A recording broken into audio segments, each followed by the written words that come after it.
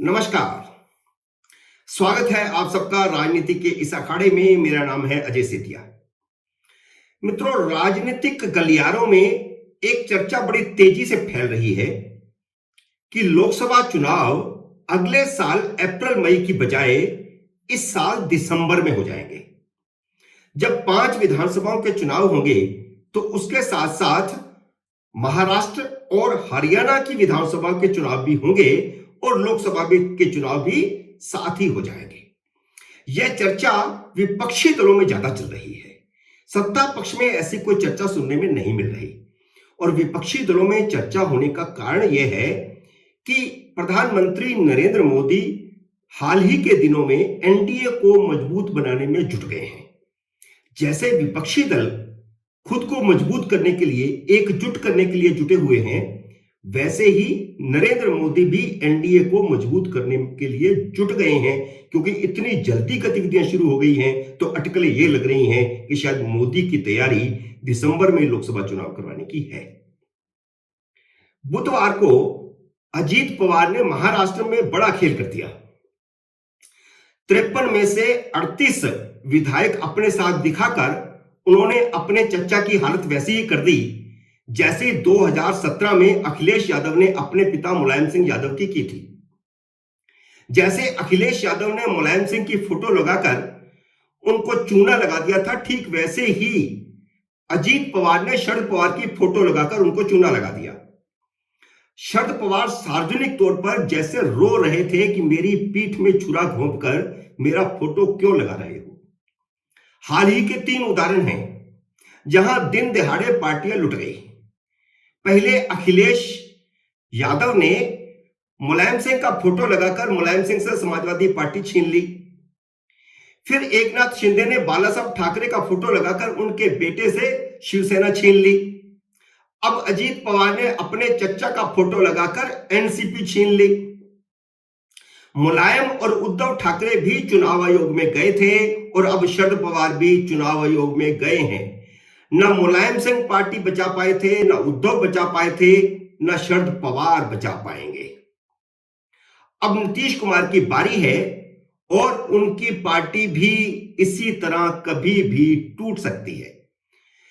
शरद पवार विपक्षी एकता के चाणक्य थे। आगे चेहरा भले ही नीतीश कुमार का था, सूत्रधार भले ही नीतीश कुमार थे, लेकिन चाणक्य विपक्षी एकता के शरद पवार थे। नरेंद्र मोदी ने दोनों को अपनी अपनी पार्टियां बचाने में लगा दिया है। लालू यादव और तेजस्वी चार्जशीट होने के बाद अपनी जान बचाने में लगे हैं कि किसी तरह जेल ना जाना पड़े। इन सब को उलझाकर मोदी ने बड़ा खेल शुरू कर दिया। जिस बात से मैंने यह वीडियो शुरू किया था मैं उसी पर लौट आया हूं। वह एनडीए को 2014 से भी मजबूत कर रहे हैं। राहुल गांधी तो 2-4% वाली पार्टियों को जुटाने में लगे हैं, लेकिन मोदी ने बड़ा हाथ मार लिया।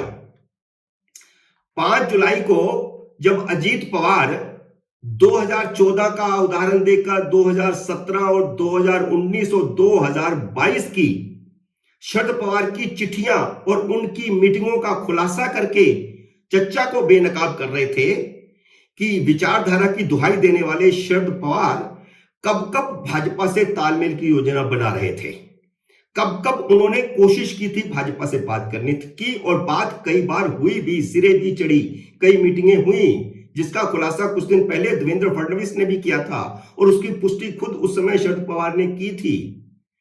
अब जब अजीत पवार अनेक खुलासे कर रहे हैं तो शरद पवार सफाई दे रहे हैं कि उन्होंने ऐसा कुछ नहीं किया था।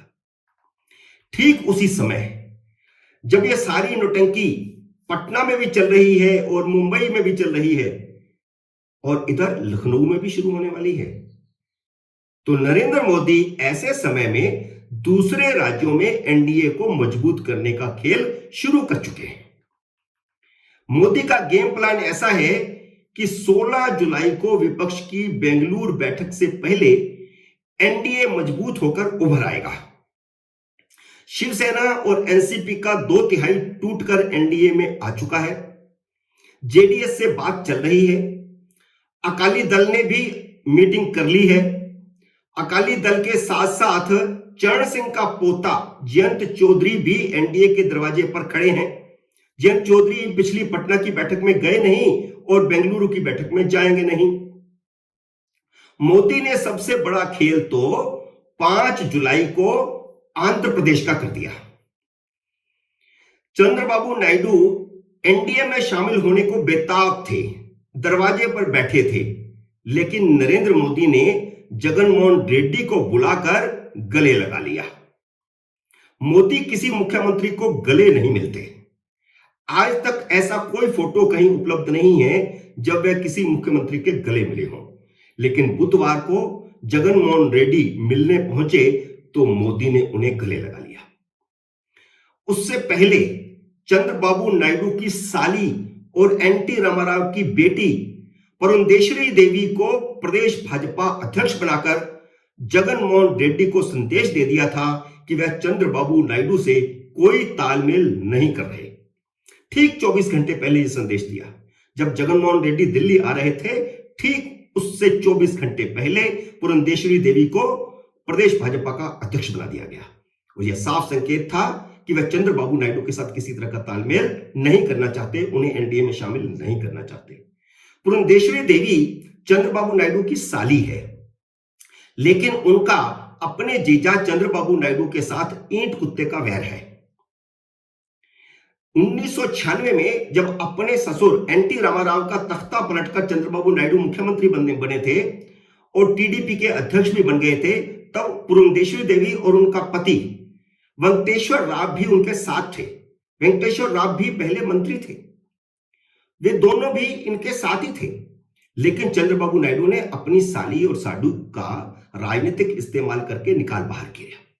और उसके बाद क्या हुआ कि दोनों कांग्रेस में शामिल हो गए और दोनों ने कांग्रेस में शामिल होकर के कोशिश की चंद्रबाबू नायडू को हराने की और कड़ी टक्कर भी बहुत सारी जगह पर दी। अलबत्ता 2014 में पुरंदेश्वरी देवी लोकसभा में चुनी गई कांग्रेस की टिकट पर, फिर 2009 में भी कांग्रेस की टिकट पर चुनी गई लोकसभा में, और फिर मनमोहन सरकार में मंत्री भी रही।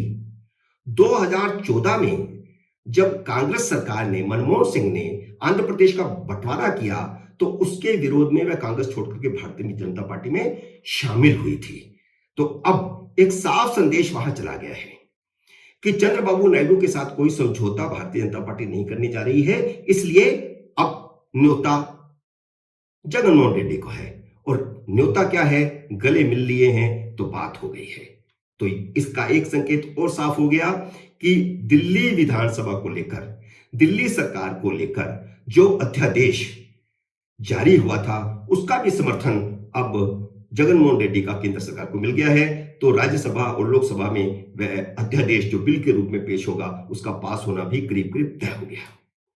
मित्रों, उम्मीद है मेरा यह विश्लेषण आपको पसंद आया होगा। मेरे वीडियो को लाइक और शेयर कीजिए। अगर आपने मेरे YouTube चैनल को सब्सक्राइब नहीं किया तो कृपया सब्सक्राइब कीजिए और घंटी का बटन भी दबाइए, ताकि जैसे ही मेरा नया वीडियो आए आपको सूचना आए। जल्द ही मिलते हैं नए वीडियो में किसी नए विषय के साथ। तब तक नमस्कार।